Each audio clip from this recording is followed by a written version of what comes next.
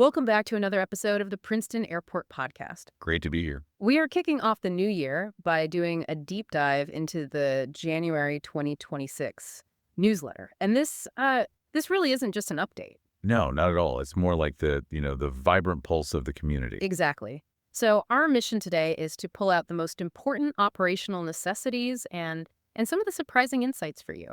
It's an inspiring read, honestly. 2025 was clearly a year of success. I mean, despite all the challenges. Right. We saw new planes, new ratings. And they kept the airport open through two pretty big snowstorms.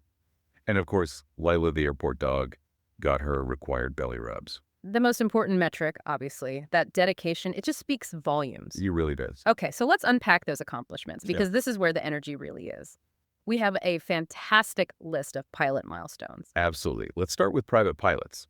A huge congratulations to Sarah Seidel for earning her license. And she was guided by CFI Wing Coutinho. But what's really fun is that Sarah didn't just conquer the airspace.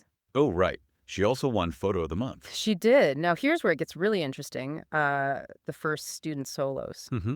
I mean, think back to that first time taking the controls by yourself. That feeling of pure independence. It's unforgettable. We have to give a huge shout out to Andrew Bosworth, who soloed with CFI Juan Ramirez. And then we had a successful duo soloing with CFII Devin Sinha. That's right.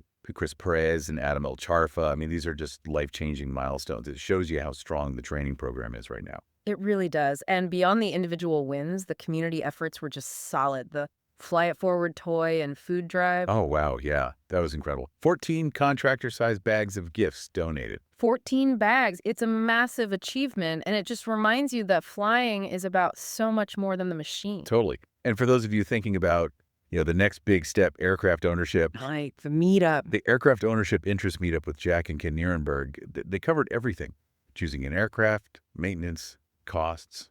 And if you missed it, they really encourage you to just reach out to them directly. They do. They're a great resource. So speaking of preparation, the community is flying, but the challenge is doing it safely through the winter. Let's talk operational essentials. Mm.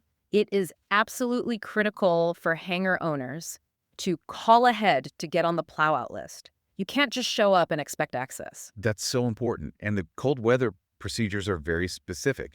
Physics doesn't take a break for winter. Right. So what are we talking about? Well, for the fuel-injected Cessna 172s, you need that extra fuel during startup. But for the carbureted models, it's a completely different system. A different process entirely. Exactly. You're looking at 3 to 4 shots of primer and 2 pumps on the throttle. Yeah. You have to follow the specific procedure. And safety first. Let the engine warm up at about 800 RPM.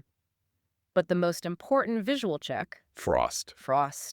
it can accumulate so subtly on windshields, on leading edges, and just ruin your lift. And students, always check with your instructors before you go out. Now, connecting this to the reality of running an airport, the financial update. Yeah, the tough part. So, due to rising expenses, and this is hitting general aviation everywhere, insurance, taxes, parts. And yes, the cost of Layla's treats. Can't forget the dog treats. There's a 3% rate increase effective January 15th. And while nobody loves a rate increase, the newsletter really reaffirms the airport's commitment to keeping aviation as affordable as they can. Which is a constant battle in this industry. Okay, let's move into resources for pilot growth. We have some critical FAA medical updates this month. We do. Dr. Michael Nosco, the senior AME, he has a pretty robust schedule. He's in on the 3rd, 7th, 17th, 21st, and 31st of January. Well, what's truly fascinating here, and this is just excellent news for some pilots, is that Dr. Nosco now offers the newest FAA-approved color vision tests. The Wagoner CCVT and the Ray-Ban cone contrast. Yes, and this is huge because these new tests focus on contrast sensitivity, not just pigment.